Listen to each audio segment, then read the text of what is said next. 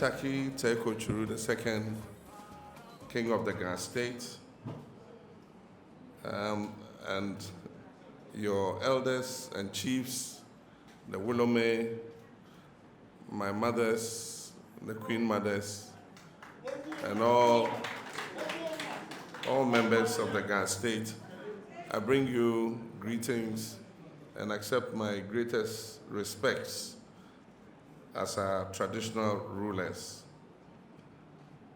Today, we finish the final phase of the Greater Accra campaign tour, and we thought it in order to come and pay our respects to you and to seek your blessings and your permission to go around again and mop up before the 7th December election. When we started the campaign in Greater Accra, we called on the Regional House of Chiefs, and we held a meeting. They gave us their blessings, and we went around and carried out our campaign. The campaign has been very successful, and we are very optimistic, highly optimistic, that on 7th December we will win the election and form the next government. Accra is very important as the capital of Ghana. The capital was moved from Cape Coast to Accra in 1877.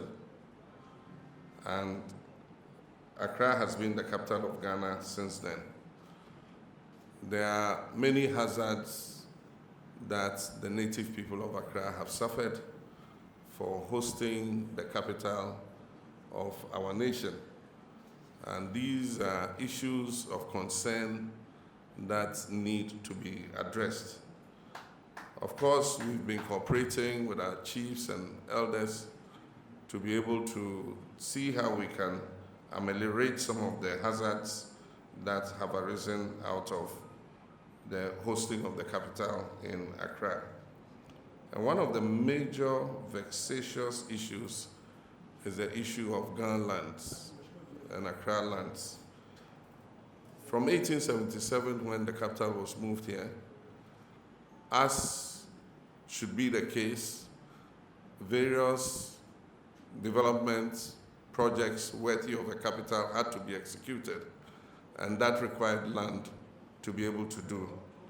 And so government had the right by executive instrument to acquire lands for various purposes.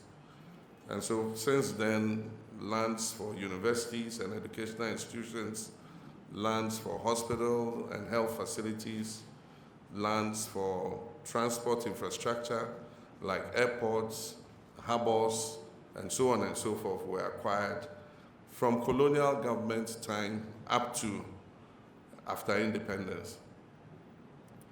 Now, trite convention is that when government acquires land for a purpose, that land must be used for the purpose for which it was acquired. In the event, and we know that times change, and so there might be reasons for which a land was acquired, and those reasons would have changed. But convention and law makes room for that. And it says that in the event that things change and the land is no longer needed for the purpose for which it was acquired, then the land should revert to the allodial owners.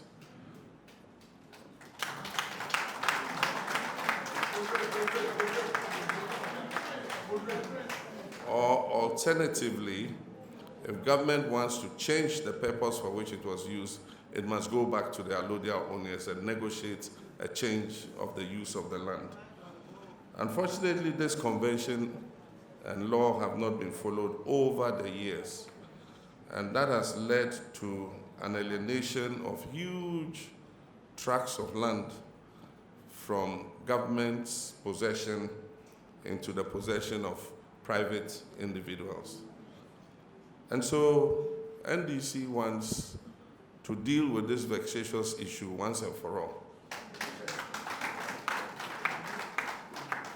And that is why in our manifesto we have stated boldly that we're going to set up a commission of inquiry to look into the issue of Dangme lands, and how they have been alienated, and make recommendations as to what remedial steps should be taken.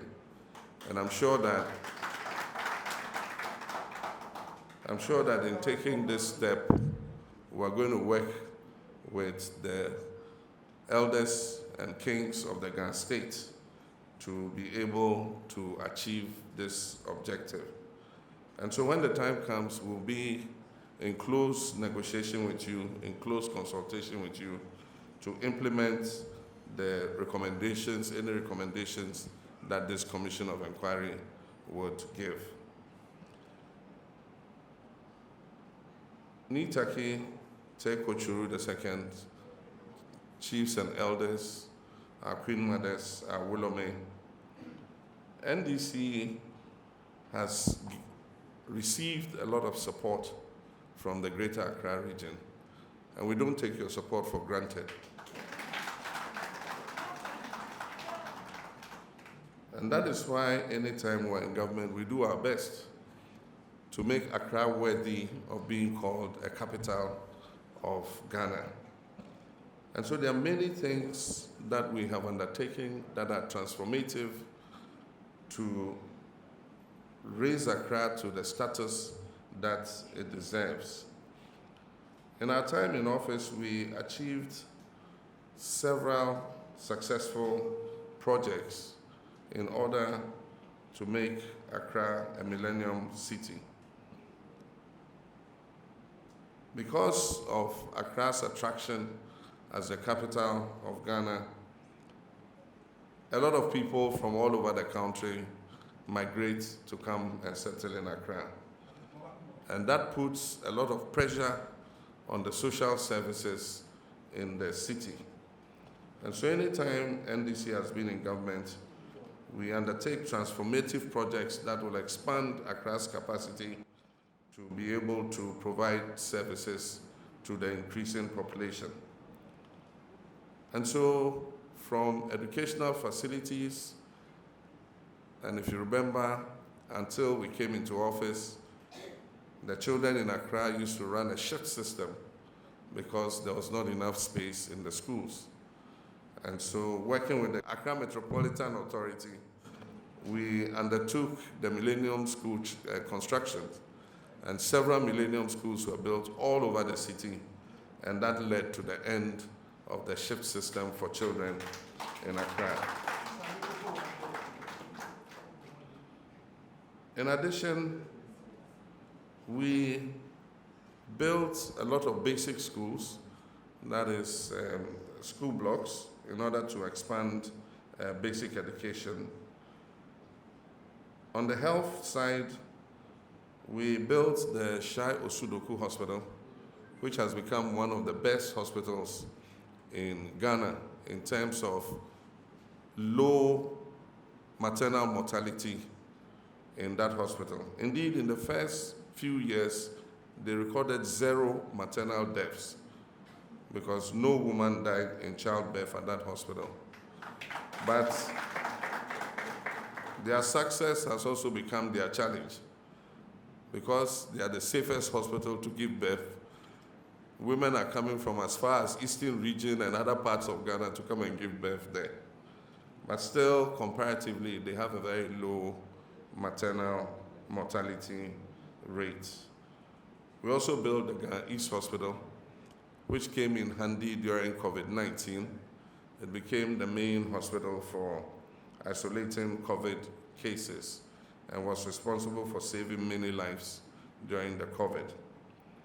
We also have the iconic University of Ghana Medical Center, which is a quaternary hospital, one of the highest grades you can get in medical care. Unfortunately, when we finished that project and I commissioned it, we left office, and the MPP kept it locked up for several years. It was only after many demonstrations that they decided to operationalize it. They changed the whole concept of the University of Ghana Medical Center, which was a vision of Professor John Atta-Mills. And the University of Ghana was supposed to set up a special purpose vehicle to run that hospital. Unfortunately, our colleagues changed the whole concept, and handed the hospital to the Ghana Health Service. The Ghana Health Service has so many hospitals, they cannot even run those hospitals, not to talk about running a quaternary hospital. And so when we come into office, we're going to go back to the original idea that Professor Mills had for that hospital. We also have the Greater Accra Regional Hospital, which is the Rich Hospital. We completed phase 1 of that hospital, which is a 420-bed hospital. And today it has increased the number of beds that are available to the residents of Greater Accra. If that hospital were not there, there would have been more deaths, because before we came into office, you remember the no-bed syndrome. But still, the number of beds are not enough. During our time in office, with all the medical facilities we built, we added 6,000 more hospital beds to our health sector, and we intend to continue. The Greater Accra Regional Hospital, Rich Hospital, was supposed to have a phase 2, which has been abandoned by the current government, and we intend to continue with the phase 2 when we come. Aside from the health sector, in the transport and maritime sector, we built the new port of Tema, which is one of the best ports in Africa. It's among the top 10 in terms of turning around ships. It has made Ghana a favorable destination for shipping companies. They come into Tema first because Tema has a 16-meter draft, and so they can come in heavy and remove some of the containers that are coming before they go to other ports in West Africa. We also expanded the Kotoka International Airport with the iconic Terminal 3, which is one of the best terminals in the whole of Africa. We introduced the Ayalolo bus system, which has not been implemented fully. Indeed, the buses were left for many years to rot, and it is only lately I see some of them on the streets, but many more are still parked. When we come, we'll fully implement what we call the bus rapid transit system. That is why we brought those buses, so that the people of Accra can benefit from that. Aside from that, water is life. And so when we came, we realized that Accra's population was growing, and so we needed to provide more water. And so from Prof's time, we decided to expand the Pong Water Project. And through that project alone, we added 40 million gallons of water to Accra's water supply. And that is why, for the first time, places like Adenta and East Legon began to have water. We also did the Teshi desalination plant, which was to add another 10 million gallons of water to Accra's water supply. Unfortunately, after we left office, the new government has shut down that desalination plant. And today we're having shortages of water in parts of Teshi, Nungwa, and Tema area. And so when we come, we'll reactivate that plant and make sure that we provide more water to the people of the eastern part of Accra. We secured money for many interchanges, like the Pokwasi interchange and the Tema motorway interchange. We also started the bridge over the motorway, which the president recently commissioned, even though the bridge is not completed.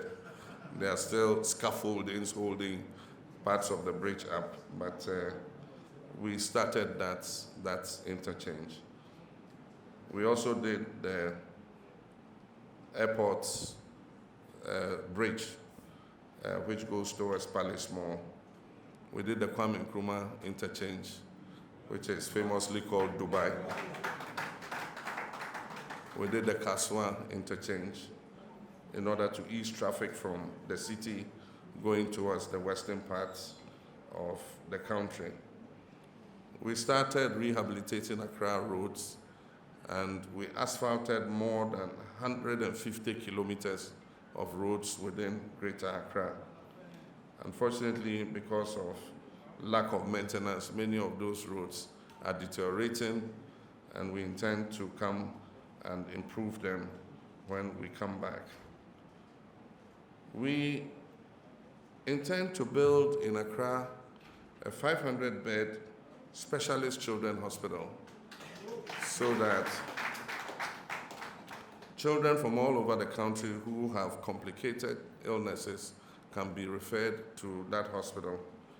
The hospital is also going to have a fertility center in order that we can help childless mothers.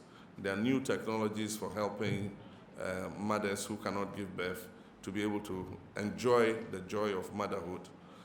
But they're very expensive in the private clinics. So we think that there should be a public facility.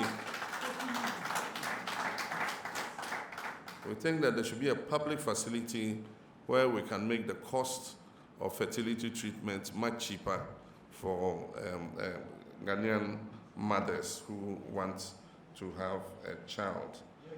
There are many other things that we're looking to do, but one of the major challenges facing Accra is congestion. Because everybody in the country is migrating to Accra, we have an issue with congestion. And so we're proposing to build a new city. It will be a bit towards the east, towards where Bondasi is. We're already acquiring that place for the airport city. And so from that place, going towards Dawa in the Greater Accra region, up to the Volta River, we are proposing a new city where we will move some of the administrative, offices to that place so that we're able to spread out the population and ease the congestion in Accra. We see that as a 20-year project, but we will start with a feasibility study and the designs, and maybe part of the construction will begin during our next term, our coming term in office. And future presidents and governments can continue from where we leave off. And so there are many things that we have planned, and we think that we need to continue to work with our traditional rulers. In our manifesto, we've said that our traditional rulers should be given a greater role in local governance and in how government is run. Unfortunately, several years ago, somebody went for an interpretation of the Constitution, and a declaration was made by the Supreme Court that traditional rulers cannot summon a person to answer for anything. And so that has been an issue, and it is my hope that when we start the constitutional review, the traditional rulers will bring their inputs so that if we need to amend the Constitution, we are able to do that, because we need the influence and authority of traditional rulers to help us in areas like environmental protection, in areas like sanitation, so that we're able to keep our cities clean, prevent people from, destroying the environment haphazardly. Today, as we speak, we all complain about galamsey, but chiefs and traditional rulers are helpless to do anything about it, because those who get a small-scale mining license do not get the permit from the chiefs. They get it from the Minerals Commission, which is a government agency. And the authority to check environmental destruction in mining is that of the Environmental Protection Agency and the Minerals Commission. And the traditional rulers have no role in it. And so we want to see how we can enhance the role of traditional rulers in keeping their traditional areas clean. It should be possible for traditional rulers to be able to exert some authority on people who just throw plastics about and litter their traditional areas.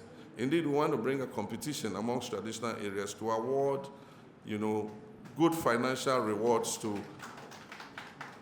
to traditional rulers whose traditional areas are the cleanest. And so those are things that we want to introduce in order that we can clean up our city and our country.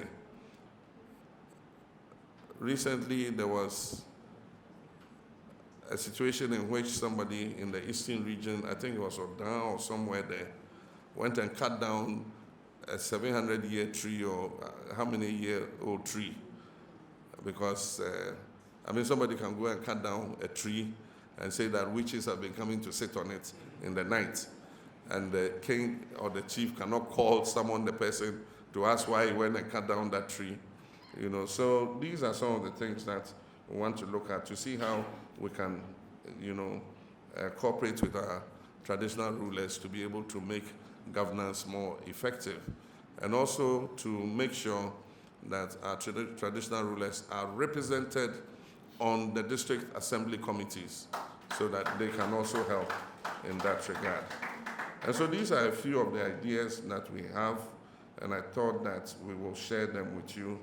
As for the other things, like our National Apprenticeship Program, the Digital Jobs Initiative, Agriculture for Jobs, Industrialization for Jobs, the Big Push, and so many, Ghana Green Jobs Initiative, the Women's Development Bank, and a lot of those things. I've spoken quite extensively about them, so I'm sure that many of you are acquainted with some of these things.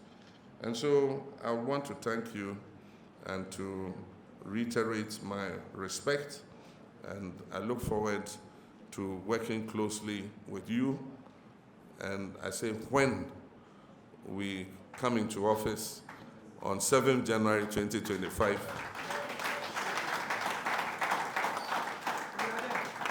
I look forward to working with you, Teko Churu II, and all our Queen Mothers, our Wolome, and our traditional rulers. I thank you very much for this opportunity.